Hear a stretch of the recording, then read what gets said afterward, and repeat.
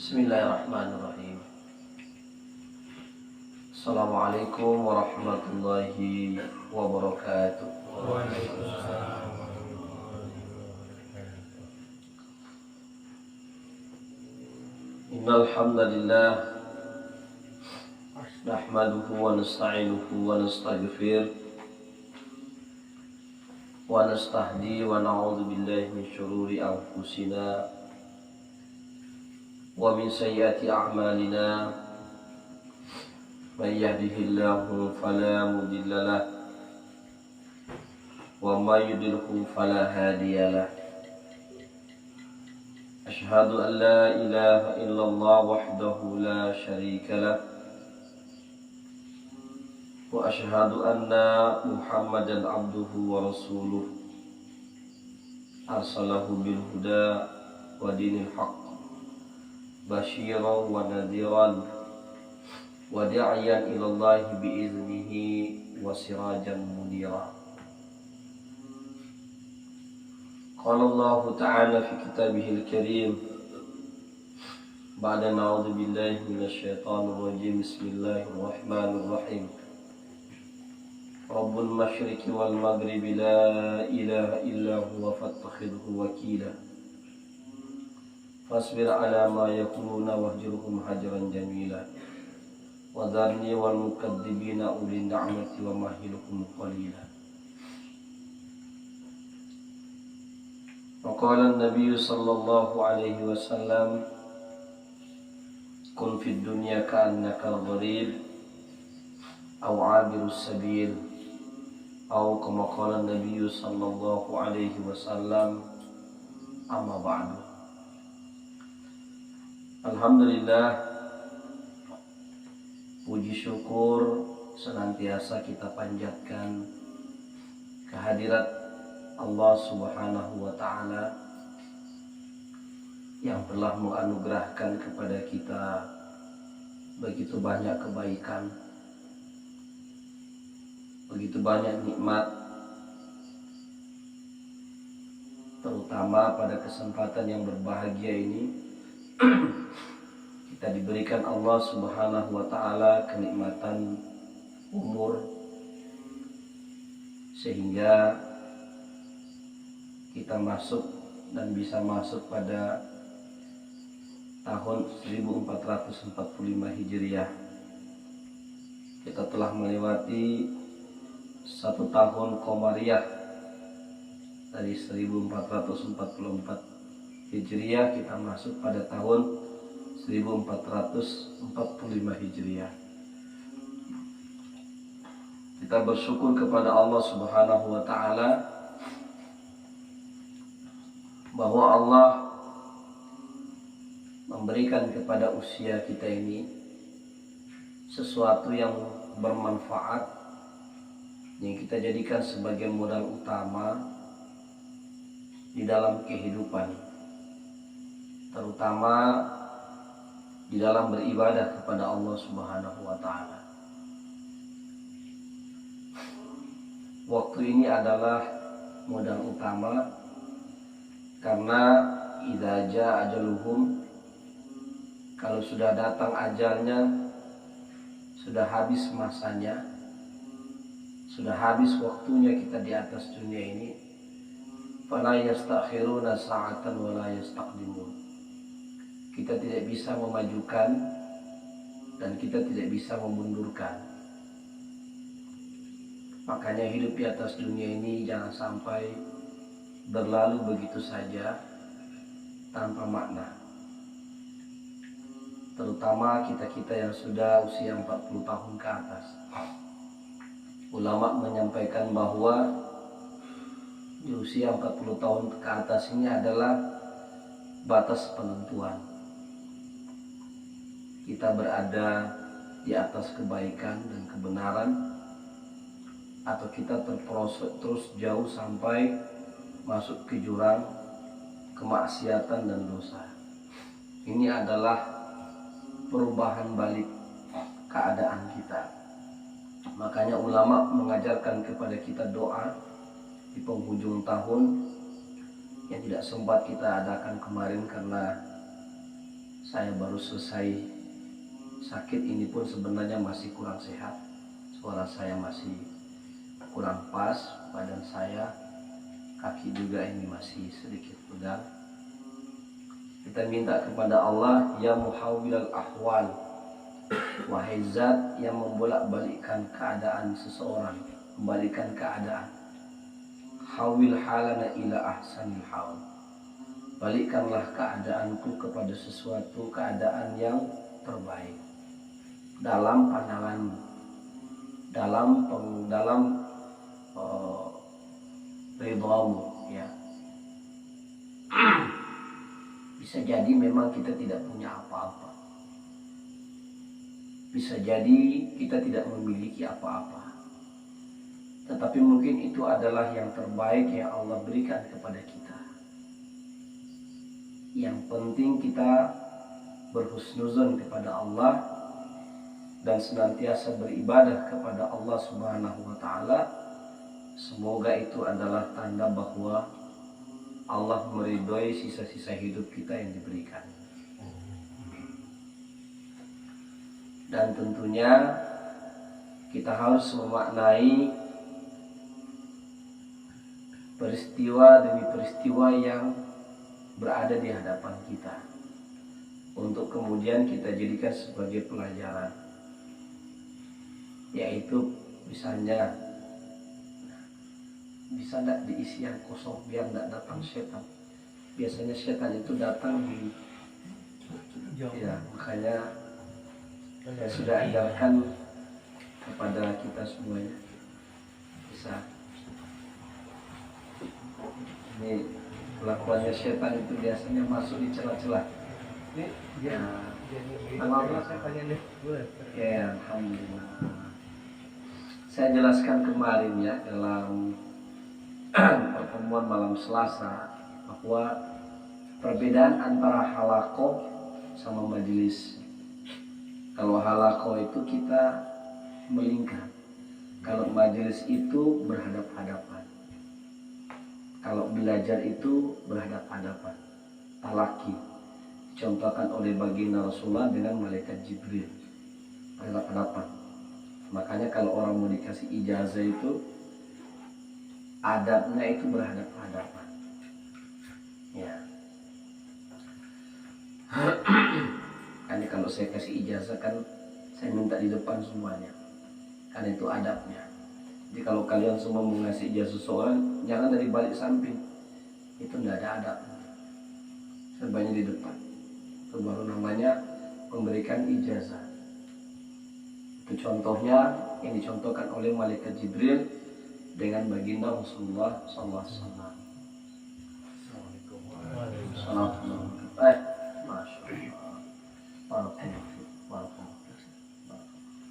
Silakan. Kami lanjut ya. Jadi bagaimana tadi itu ya? Waktu yang ada ini kita gunakan dengan sebaik-baiknya, karena kesempatan hidup di atas dunia ini sangat terbatas kan. Ya. Oleh sebab itu, waktu-waktu yang berlalu di hadapan kita seperti Muharram ini kita jadikan sebagai momentum. Saya sedikit mau menjelaskan terkait dengan, sebelum saya masuk pada kajian kitab Al-Hikam, terkait dengan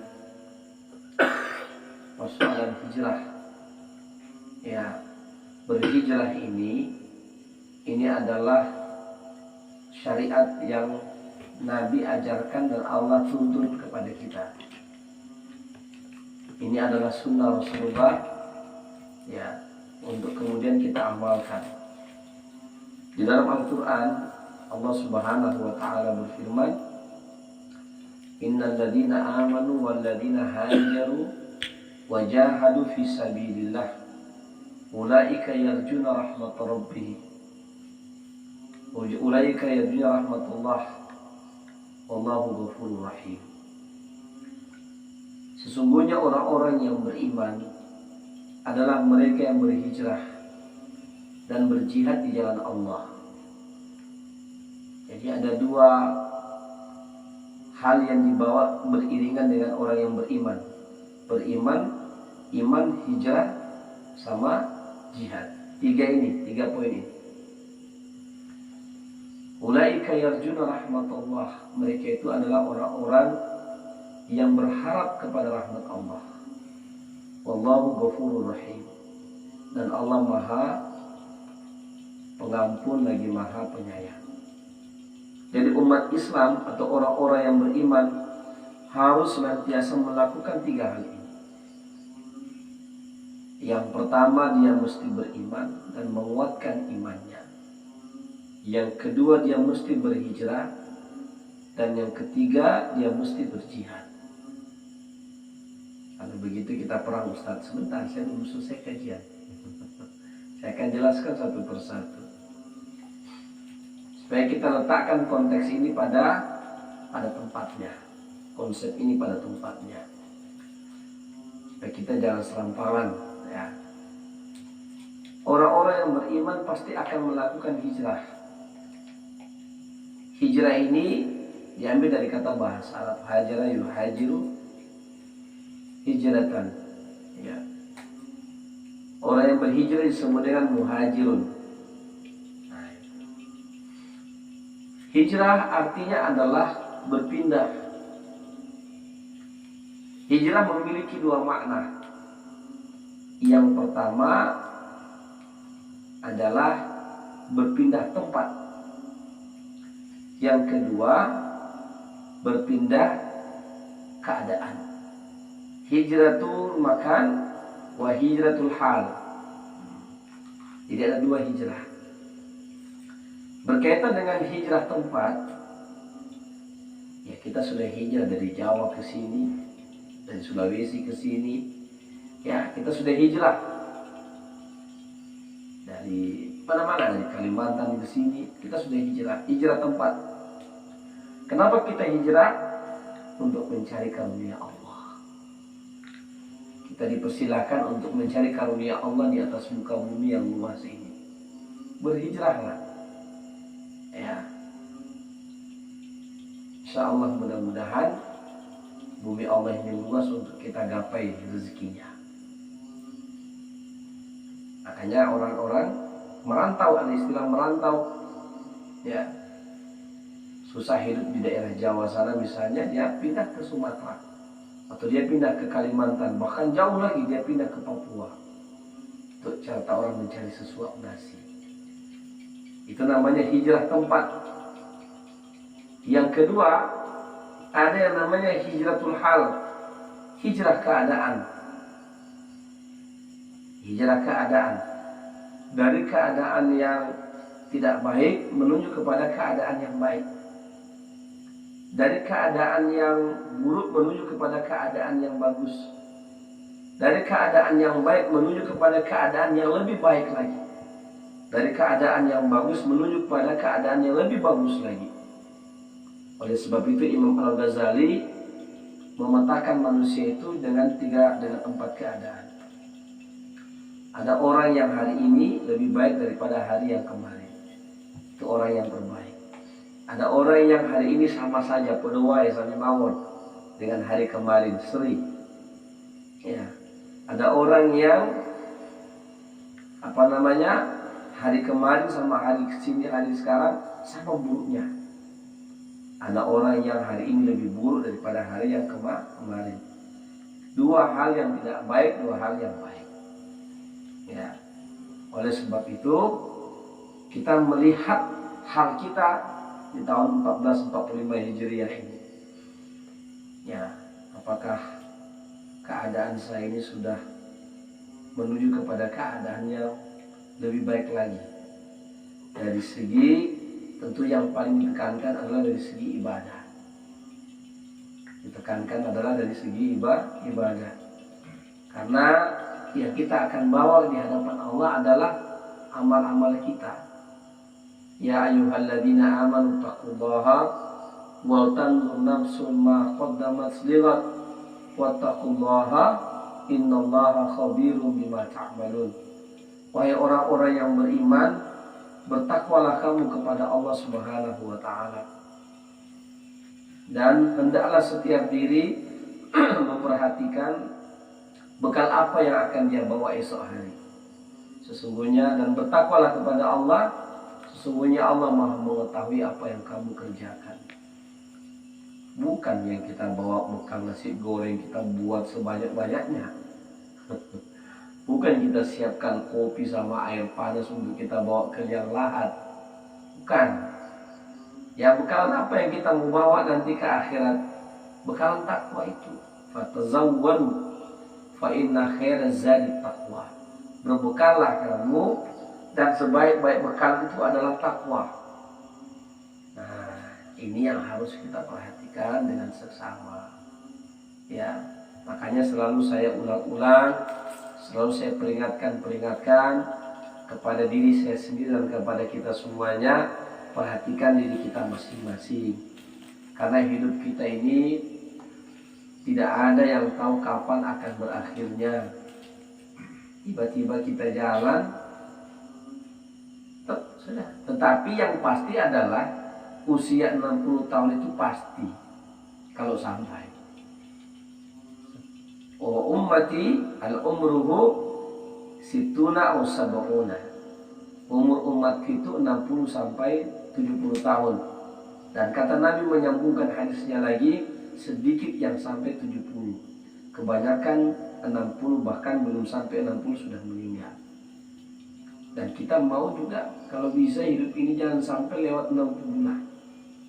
Kalau bisa hidup ini jangan sampai 70. Kalau sudah 70 udah susah sekali.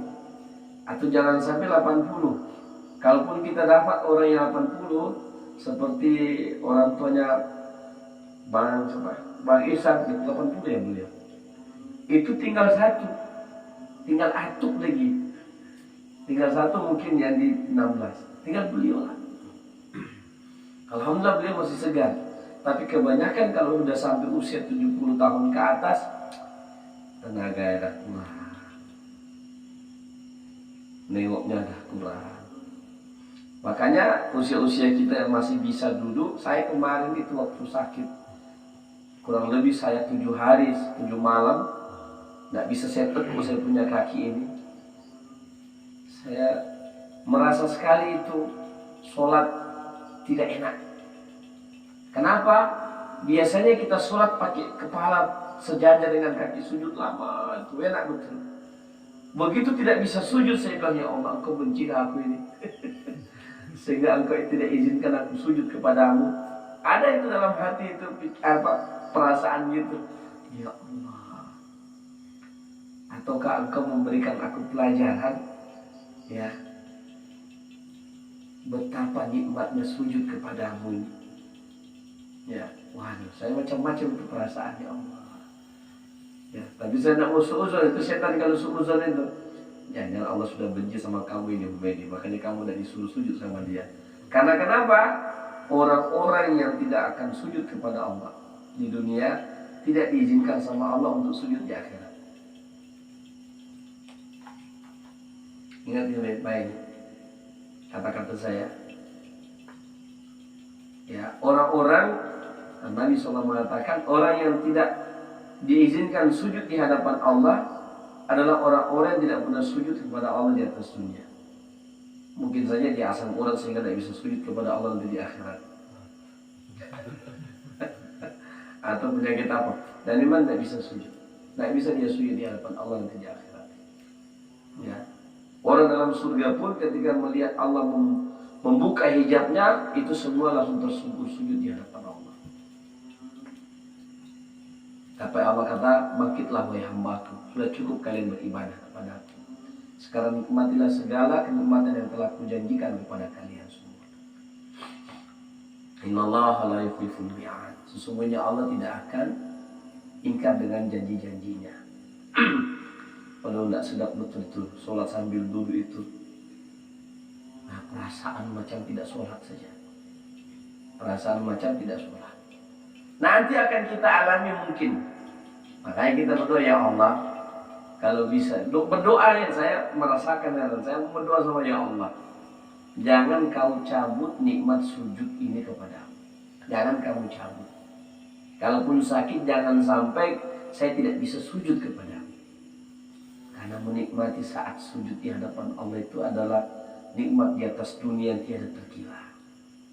Allahu Akbar. Kamu gitu Pak Waria? Enak sekali. Nangis kita sujud itu, wah. Ya. Makanya saya bilang sama, kalau saya jalan-jalan dengan orang-orang terus mereka tidak sholat dalam hati, ya Allah, ini sebenarnya sudah nikmat yang terbesar ya Allah kasih sama manusia ini. Ya, iblis itu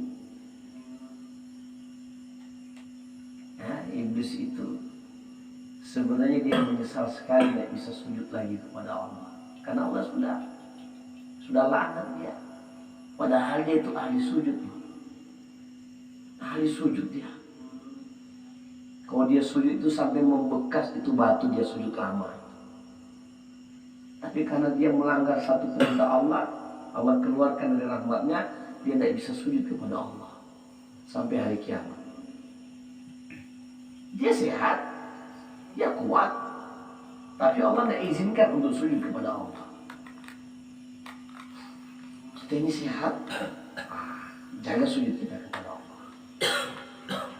Ya, maka alhamdulillah Allah takdirkan kita dalam keadaan sehat semuanya. Mudah-mudahan kita ditakdirkan Allah senantiasa berada dalam ibadah kepadanya. Wa qala Ibnu Athaillah As-Sakandari fi kitab Al-Hikam Al-Athaiyah fi bab rabi wa nahnu natawassalu bi Fatihah ila ruhi Syekh Ibnu Athaillah As-Sakandari. Al-Fatihah. Bismillahirrahmanirrahim. Alhamdulillahirabbil alamin arrahmanir rahim maliki yaumiddin iyyaka na'budu wa iyyaka nasta'in ihdinas siratal mustaqim siratal ladzina an'amta 'alaihim ghairil maghdubi 'alaihim waladdallin. Bismillah. Sudah berapa kajian Bang Iman tidak ikut kajian kitab Al-Hikam? Sudah sampai bab 4. Sayang ya, tapi mudah-mudahan melalui melalui video bisa mengikuti perkembangan. Bab yang keempat, arif nafsaka minat tadbiri fama qama bihi ghairuka anka la takum bihi li nafsika. Kata beliau, arif nafsaka minat tadbir,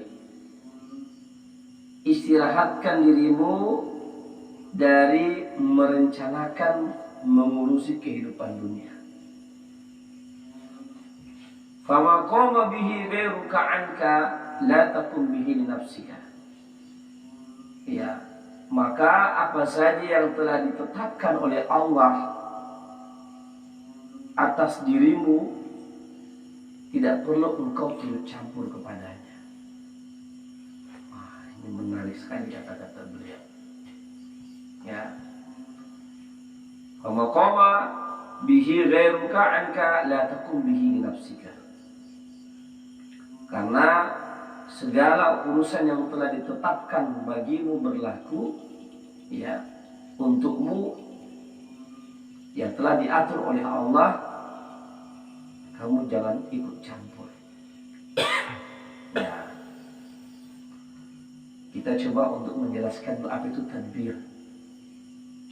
Ada namanya tadbirul hasanah, ada namanya tadbirus sayyi'ah, merencanakan sesuatu. Saya besok mau beli tepung 10 kilo, mau beli ayam potong berapa kilo itu lagi. Ya, itu tadbir, itu merencanakan. Kita buat schedule. Besok saya akan antar orang Singapura selama 3 hari, ya, itu tadbir, merencanakan, ya. Besok saya akan begini. Jangan lupa ente katakan insya Allah. Karena kalau ente tidak katakan insya Allah, itu bahaya. Nanti akan datang syaitan di situ. Insya Allah.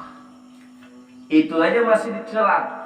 Ulama mengatakan insya Allah bima Allah. La haul bima Allah bihaulihi wa quwwatihi. Ini saya ajarkan ini. Insya Allah bima Allah bihaulihi wa quwwatihi. Ya. Atas kehendak Allah dan apa yang telah ditetapkan oleh Allah, dengan halnya yang dibangun oleh Allah, yang direncanakan oleh Allah, dan kekuatan yang datang dari Allah. Karena kita tidak punya apa-apa di sana, kekuatan apapun. Kok bisa tiba-tiba gitu sakit? Ya kemarin kan saya suruh Bang Doyok untuk buatkan kandang ontal besi saya. Oh, sudah direncanakan tiba-tiba dia sakit. Besoknya dia ngantar barang, dia sakit. Sampai 2 hari sudah absen, tak datang.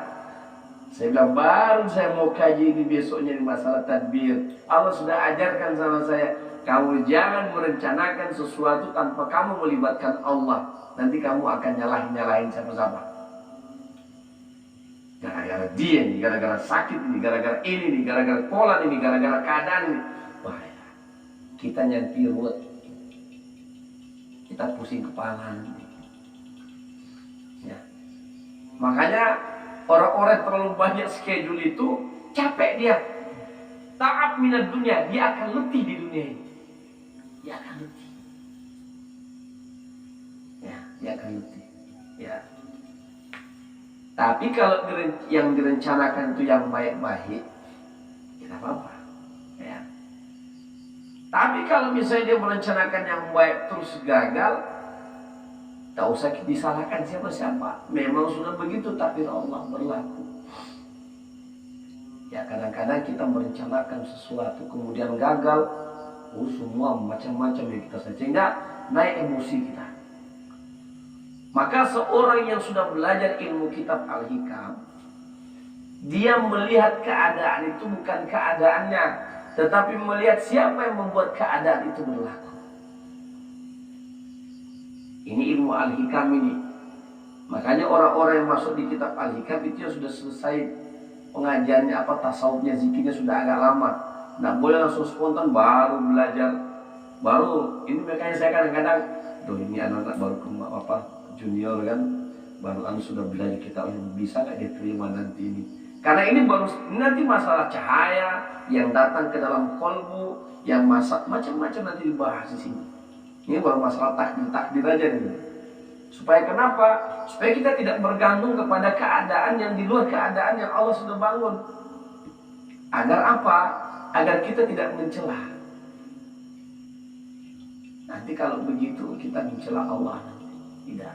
Bahkan onak yang tertusuk di duri kita pun itu sudah ditakdirkan Allah berlaku. Kaki saya misalnya kemarin sakit, kita hanya mencari sebab. Oh ini sebabnya ini. Ini sebabnya karena saya main badminton kemarin. Tapi kalau kejadian sakit ini yang sudah takdir Allah. Kita mau supaya sehat maka main badminton Bang Sarto. Tapi bukan sehat yang kita dapat, malah sakit karena celakanya. Nah, sudah itu takdir. Dan kita tidak, disitulah kita belajar ilmu Hikam supaya kita sandarkan kepada Allah. Itu sudah memang yang ditakdirkan Allah berlaku. Jadi kita istirahatkan kita punya diri. Ya, makanya itu saya bilang nanti kalau zikir sekali-sekali istirahatkan dirimu dengan dunia ini. Mau kau ada di situ pun, kalau tidak berlaku barang itu tidak akan terjadi. Kau pun tidak ada di situ, kalau barang itu terjadi. Ya, sekali-sekali istirahat dulu dengan kesibukan dunia ini. Ya, waktu kita tidur itu manfaatkanlah dengan sebaik-baiknya. Waktu kita sholat misalnya udah datang waktu sholat saja. Allah, tenangkan aja dia, tinggalkan aja dunia itu. Kenapa? Ada yang ngurus itu dunia. Kayak sekarang ini kan, kita di sini, anak bini di rumah. Itu serahkan sama Allah, tenangkan diri kita. Allah nanti yang ngurus, Allah nanti yang ngatur. Supaya kita tidak terlalu terbebani sekali. Ya, kita nanti menabrak itu semuanya, merencanakan ini dan itu. Saya merencanakan misalnya untuk anak-anak kita, monggo silakan merencanakan yang baik-baik itu. Tapi jangan lupa sandarkan semuanya kepada Allah. Supaya apa? Supaya kita tidak datang kekecewaan. Tidak datang kekecewaan. Ya, kecewa kepada anak lah, kecewa kepada pekerjaan lah, kecewa kepada, bahkan kadang-kadang kita kecewa pada diri sendiri. Karena saya begini makanya begitu. Jangan. Itu menjadi pintu setan masuk kepada diri kita. Tidak katakan masya Allahu kana wa ma lam yasha lam yakun la haula wa la quwwata illa billah. Masya Allahu kana, tidak akan terjadi sesuatu itu kalau Allah tidak takdirkan. Wa man lam yasha, dan demikian juga sebaliknya. Lam yakun la haula wa la quwwata illa billah. Nah, aman kita. Tidak masuk setan di situ. Andaikan saya begini, pasti akan jadi begini. Lau kana hadza, maka hadza. Kalau saya tidak begini, mungkin saya tidak akan seperti ini. Itu akan jadi masukan setan, masuk setan. Ya, jadi jangan, ya, jangan sampai setan masuk merusak iman dan akidah kita gara-gara kita, ya, mengandai-andai. Kata Nabi, jangan kamu mengandai-andai. Ya, kalau kata orang Melayu, jangan mandai-mandai. Oke, kita pas di situ ya.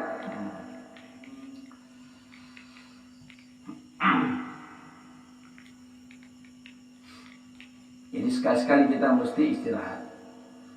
Hikmah di atas ditujukan sebagai peringatan bagi para muridin, bagi para murid. Karena biasanya apabila seorang murid sedang menghadap Tuhannya dan sibuk dengan zikir-zikir dan ibadah-ibadahnya, seluruh sebab penghidupan duniawi akan terputus darinya. Kayak misalnya kita waktu suluk. Waktu suluk kan kita tinggalkan betul dunia. Ya, sama waktu kita tidur. Waktu kita tidur kan tinggal dunia. Terserah mau dunia terbalik bagaimana, terserah aku ngantuk tidur. Buat kayak gitu aja supaya kita tidur nyenyak. Karena untuk bisa tidur nyenyak itu memang harus mengistirahatkan pikiran. Makanya itu orang kalau tidur, tidurlah. Tapi kalau di sini pula payah itu di depan Ustaz. Tapi kalau ada datang ngantuk, tidur. Karena waja'alna naumakum subata. Allah menjadikan tidurmu itu untuk kamu bisa istirahat. Istirahat dari memikirkan segala kebutuhan dan kesibukan dunia ini. Sebab kalau tidak, kamu sakit. Sakit jasadmu, sakit mentalmu. Sakit jiwa ragamu nanti. Ya, istirahatkan. Tidur. Nah, bismillah. Makanya itu saya ajarkan satu doa sama antum. Allahumma aslamtu nafsi ilaika wa wajjahtu wajhi ilaika wa alja'tu zuhri ilaika raghbatan wa rahbatan la malja'a minka illa ilaika amantu bi kitabika alladzi anzalta wa nabiyyuka alladzi arsalta. Itu doa sebelum tidur. Intinya waktu tidur itu kita bilang, kita rebahan, ya Allah, aku hadapkan wajahku kepadamu ketika aku sholat sama dengan ketika aku tidur. Supaya ketika kita tidur kita dianggap sholat. Ya Allah, aku sandarkan punggungku ini kepadamu supaya kita kembali diberikan kesehatan. Ya Allah, aku serahkan semua urusanku ini kepadamu. Nah, selesai. Tidur kita nyenyak. Nggak usah pikir-pikir yang lagi. Tapi Ustaz, sudah baca doa muncul juga itu barang. Ini proposal tembus deh ini. Pak anggota dewan kok nggak jawab-jawab. Ya ada saja. Nah sudah, ya caranya. Nabi sudah ajarkan kayak begitu. Seluruh sebab-sebab penghidupan duniawi akan terputus darinya. Sebab-sebab kayak misalnya Pak Waria jualan bakso. Begitu di sini terputus urusan bakso. Tapi Alhamdulillah itu jalan. Saat itulah setan datang dan mulai membisikinya, mengiming-imingnya dengan berbagai hal yang sebagian besarnya tidak akan pernah terwujud. Biasanya begitu. Kalau udah suluk tuh, kalau 3 hari aja sudah kayak gini tuh. Macam mana 40 hari? Bagaimana binimu nanti diambil orang tak tuh?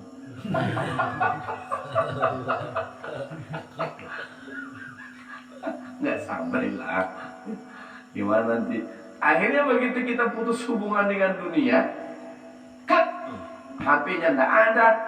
Bang Samsul dikejar-kejar orang, disuruh main.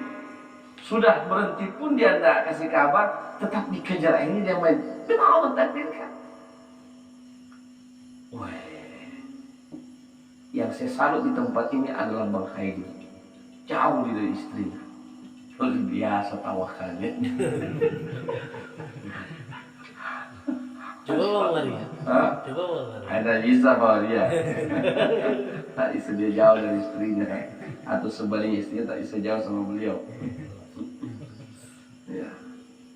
Tawakalnya Bang Haidi luar biasa lah, ya Allah. Saya tak bisa kayak Bang Haidi itu.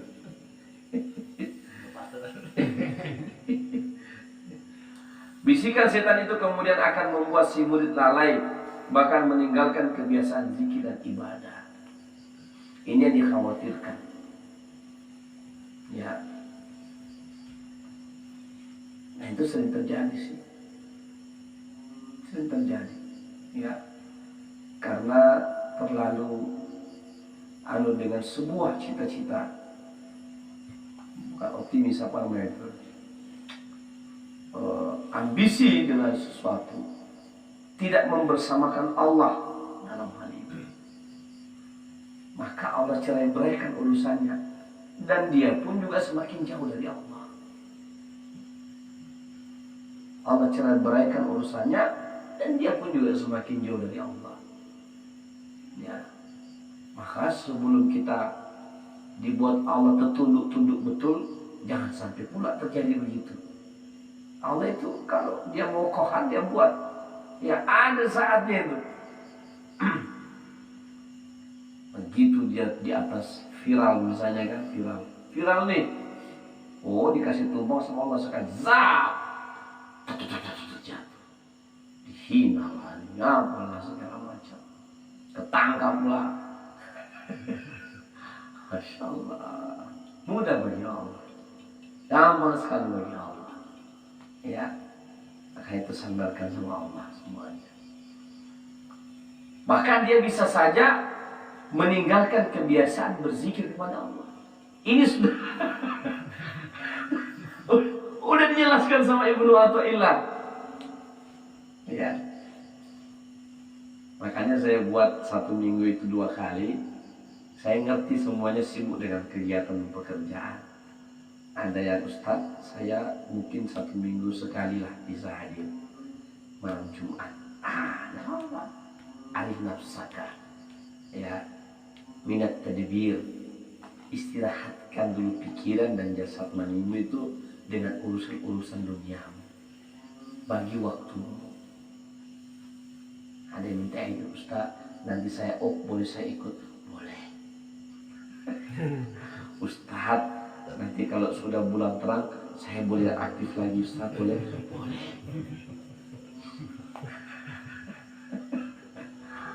Ustaz, nanti kalau orang Singapura sudah pulang, boleh saya? Boleh. Nah, yang penting ada saat kita arif nafsaka minat tadbir. Kita mengistirahatkan dulu keadaan-keadaan kita dari urusan pekerjaan. Memang total. Ya. Karena jiwa ini butuh itu. Dia akan teriak. Kamu butuh ini. Nah, kamu butuh makanan jiwa. Sama dengan ketika kita lapar, kita butuh makan. Sama ketika kita lapar, batin itu butuh dikasih makanan dia. Apa makanannya? Bukan kita mau pergi ke pasar atau ke hotel atau kemana tuh? Ke pantai, nengok-nengok laut, nengok-nengok pemandangan tuh. Tidak. Nafsul mutmainnah itu lahir hadir dengan Allah. Makanya saya katakan kemarin, waktu kajian kemarin kan ada dua nafsu. Nafsu mutmainnah itu ada dua. Nafsu mutmainnah yang hakikiyah, wa nafsu mutmainnah yang ghairul hakikiyah. Nafsu mutmainnah yang hakiki, yang sebenarnya, dan nafsu mutmainnah yang semu. Nafsu mutmainnah yang semu itu adalah pergi ke pantai, nengok angin pantai misalnya, tapi tidak ingat Allah. Habis di sana ya habis juga. Ya. Misalnya ada orang dikasih uang 1 miliar, cek nih untuk kamu 1 miliar. Oh senang sekali, Pak. Lepas utang, selesai. Senang. Lepas utang, gitu kan? Selesai, kita senang. Tapi yang dimaksud dengan nafsu mutmainnah itu tidak. Yang dimaksud dengan nafsu mutmainnah dalam ayat tadi adalah billah. Dia mendapatkan kebahagiaan dan ketenangan bersama dengan Allah. Itu yang dipanggil Allah. Yang tenang bukan bersama dengan Allah, bukan itu yang dipanggil Allah dalam ayat ini. Ya, ada orang juga tenang di samping cewek cantik misalnya. Ya. Ada orang macam-macam itu tenang. Tapi tenangnya itu sesaat. Tenangnya itu tidak semu sekali. Ya. Karena Allah sendiri mengatakan melalui hadis Nabi sallallahu alaihi wasallam, "Idza" apa itu hadis itu saya ulangi ya. Hadis Nabi sallallahu alaihi wasallam, "Idza nura, inna nura idza dakhala qalb infasaha wa syaraha." Jika cahaya Allah itu masuk ke dalam hati orang-orang yang bertakwa, maka hati itu akan terasa lega dan lapang. Pasti kita rasa, oh kita dalam keadaan suntuk, kita ambil tasbih sejadah, kita zikir, Allah, lapang Pak. Itu namanya Allah sudah tembakkan cahaya ke dalam kalbu kita. Lega rasanya, lapang. Kalau di pantai kita nengok pantai, lega dan lapang enggak? Beda rasanya. Beda Pak. Ya memang bahagia, tapi beda rasanya. Beda. Ada orang yang lari dengan mabuk-mabukan. Beda rasanya. Habis selesai mabuk, pusing lagi dia. Mabuk lagi, pusing lagi. Ya. Macam-macam pelarian orang. Ya. Tapi kalau mau yang hakiki, kepada Allah Subhanahu wa taala. Fa ina tadhhabun, mau lari ke mana kalian? Ya. Maka tips untuk menghindari hal itu adalah banyak berzikir dan riyadhah atau olah jiwa. Dengan zikir dan riyadhah, seorang murid akan dijauhi dari setan dan terhindar dari kesibukan menyusun rencana ini dan itu yang membuatnya letih. Ya. Apakah tidak boleh kita merencanakan sesuatu, menschedulkan sesuatu? Boleh. Kita harus tetap menschedulkan. Ya. Kita merencanakan. Kita buat perencanaan, kita buat schedule. Ya, tetapi jangan lupa sandarkan segala sesuatu kepada Allah. Ada pengalaman kawan-kawan kita kan, rencananya baik, bagus, tapi kemudian tidak sandarkan kepada Allah, terus. Ya, sekarang kita belajar melalui kitab ini. Jangan lupa ketika kita buat perencanaan, sandarkanlah kepada Allah Ta'ala, supaya Allah membimbing perencanaan kita itu. Ataupun kalau misalnya gagal, kita udah siap. Makanya yang mau jadi anggota dewan di sini, atau yang mencalonkan jadi kepala desa, Pak Sabtu misalnya,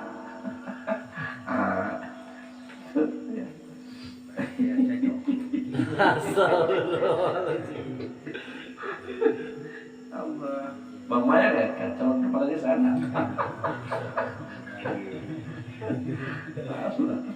Oke, yang kelima ya kita bahas dua aja ya, karena materi ini juga sudah 5 waktu. Ijtihaduka fima dumina laka wa taksiruka fima tuliba minka dalilun ala intimasil basirati minka. Ijtihaduka fima duminalaka, kegigihanmu dalam mencari apa yang telah dijamin untukmu, wa taksiruka fima tuliba minka, dan kekuranganmu dalam melaksanakan apa yang diminta darimu, dalilun ala intimasil basirati minka, menjadi bukti butanya mata hati.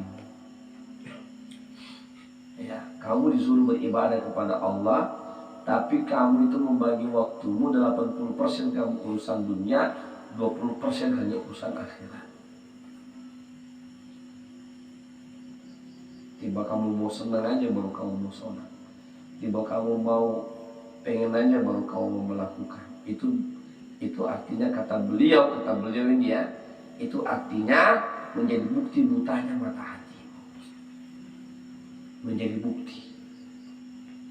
Ya.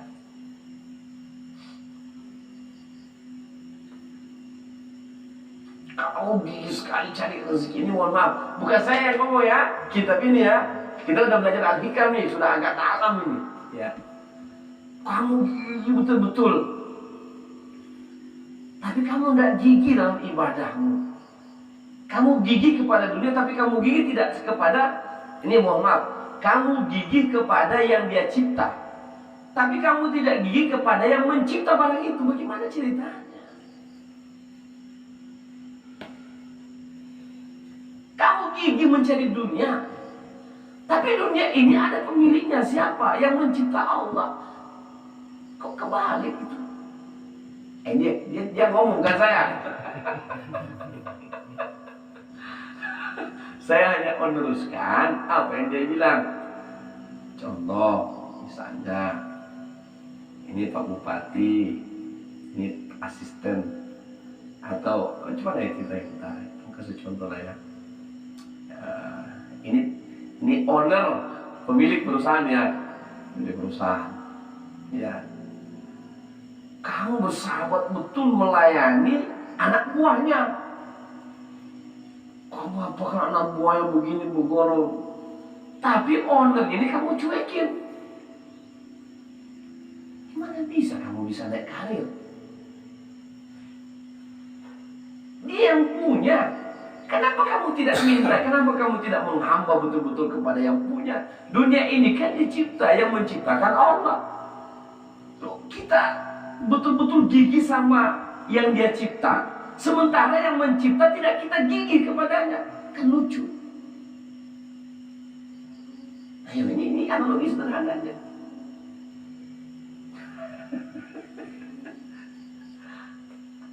Benar nggak ini? Benar nggak ini? Salah nggak dia punya ucapan ini? Nggak salah kan? Enggak. Dan ini kejadian di atas dunia. Ini terjadi kebanyakan orang. Jadi mau disalahkan siapa coba? Kalau kita masuk neraka.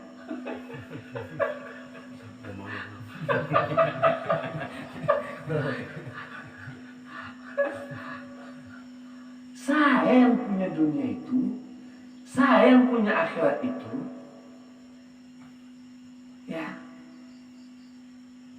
Kok kamu tidak minta sama saya itu dunia itu? Malah kamu minta pula sama penjaga gunung Kawi.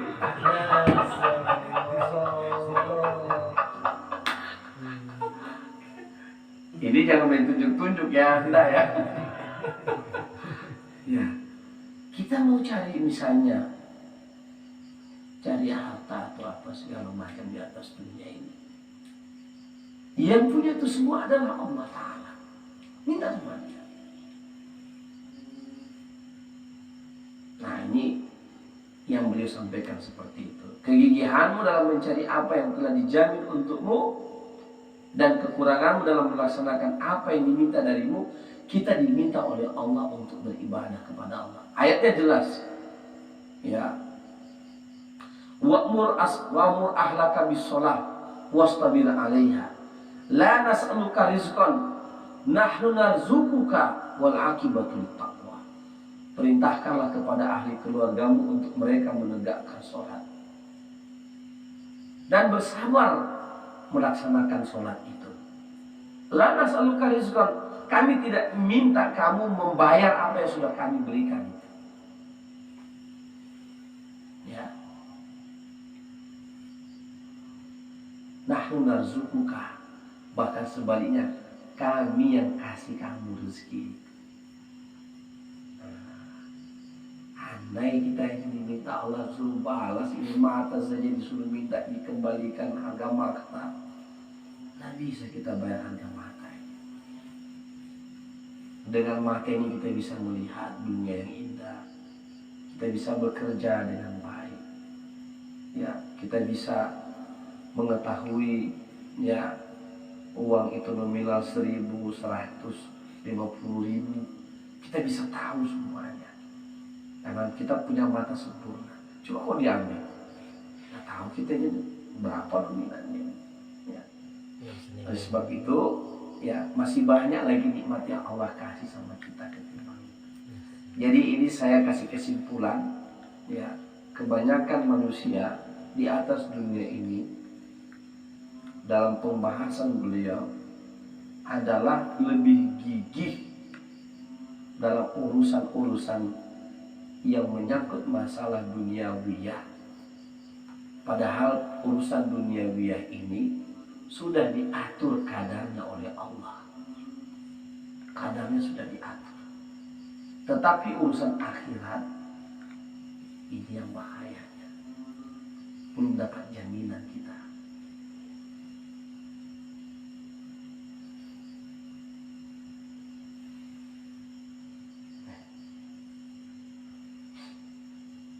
Dan dijamin. Makanya ada kisah cerita. Ini kisah cerita. Ini Ustaz, ini ceramahnya Ustaz masalah ahli kan buat kami jadi malas bekerja. Tidak, bukan itu maksudnya beliau ini. Ya. Beliau melihat kebanyakan manusia, makanya dia kasih kita hati-hati. Ada kisah seorang majusi. Ketika dia sudah masuk Islam, dia memang betul-betul tinggalkan dunia. Ibadah tok saja dia. Tapi ini jangan tiba-tiba langsung jadi ahli ibadah semua, tidak ada yang mau bekerja. Nah, bukan itu maksudnya saya angkat ini kisah ya. Ya, dia langsung pergi, memang tok suluk berkhalwat di gunung ibadah. Hanya orang tanya, ya, kok pasrahnya luar biasa? Apa kata dia? Saya waktu masih penyembah api saja, ya, saya yakin itu rezeki saya pasti ada. Apalagi kalau saya sudah penyembah sama Allah yang mampu beri rezeki. Ya. Nah, itu beliau udah sampai dia punya makam. Nah, jadi ini kisahnya, ya, beliau menegaskan kepada kita semuanya, bu, kalau nggak bisa, iya, ya, paling tidak 50-50. Kegigihan kita dua-duanya. Kita gigih mencari rezeki Allah sebagai bentuk ibadah kita juga kepada Allah, tapi kita juga gigih dalam ibadah kepada Allah. Bukan hanya gigih mencari nafkah, tetapi kita juga gigih dalam ibadah. Itu maksudnya. Karena kalau urusan dunia, urusan rezeki itu sudah ditakar oleh Allah. Ditakar. Kamu hanya dapat sekian, ya dapat sekian. Kamu hanya dapat begitu, ya begitu. Udah ditakar sama Allah. Ya, tapi akhirat belum kita dapat jaminan. Maka itu kita juga jangan meninggalkan. Kita kejar tentu. Ya. Ini kajian Al-Hikam memang agak dalam ini. Ya. Apalagi dibahas malam-malam, tengah malam, tambah teruk kita maksudnya apa? Ya. Baik, saya mau menyampaikan terakhir apa yang beliau sampaikan dalam kitab ini. Yang dituntut dari seorang murid ialah terus berusaha memberikan makan kepada ruh dengan zikir-zikirnya kepada Allah dan melakukan amalan-amalan yang mendekatkan dirinya kepadanya, bukan memberi makan yang lainnya, karena itu sudah menjadi wewenang Tuhannya. Buta mata hati maknanya hati tidak lagi bisa melihat berbagai perkara maknawi sebagaimana mata dapat melihat perkara-perkara indrawi. Dalam hikmah di atas, Ibnu Athaillah menggunakan lafaz kegigihan untuk menyatakan bahwa mencari rezeki yang dilakukan sekedarnya tanpa kegigihan tidak dilarang bagi seorang murid, karena tidak akan menyebabkan buta mata hatinya. Maksudnya kalau dia masih dalam proses pembelajaran, misalnya gini ya, santri itu kan dia tidak dituntut untuk mencari nafkah, ya kan gitu. Ya dia jangan pula mau berusaha mencari nafkah, nanti proses dia belajar, proses dia menimba ilmu itu akan terganggu. Nah, beda sama kita sekarang ini. Ya. Tapi kalau kita masuk disuruh 40 hari, itu pula harus ditinggalkan memang. Kita harus gigih untuk mencari akhirat. Ya. Saya rasa demikian. Mau saya paksakan pun mata kita sudah 5 waktu. Ya, karena cuaca dan kecapean kita semuanya. Ya, tidak apa-apa. Ini adalah mujahadah kita. Ya, ini adalah usaha dan upaya kita untuk mencari bekal menuju akhirat. Ya, kalau para sahabat dan Rasulullah dan para sahabat mereka memikul senjata, bertempur habis-habisan sampai darah mengucur dari badan mereka, kita tidak. Kita hanya capek saja, tapi berletih-letih di dunia dalam keadaan baik. Kata ulama, kamu berletih, kamu melakukan maksiat. Setelah kamu melakukan maksiat, kamu dapat capeknya. Tapi setelah capek itu, yang kamu dapatkan dosa. Sama juga ketika kamu beramal, kamu pasti capek. Tapi setelah capeknya, kamu akan dapat kebahagiaan dan pahala di sisi Allah. Dua-duanya capek. Gitu. Ya. Assalamualaikum warahmatullahi wabarakatuh. Waalaikumsalam.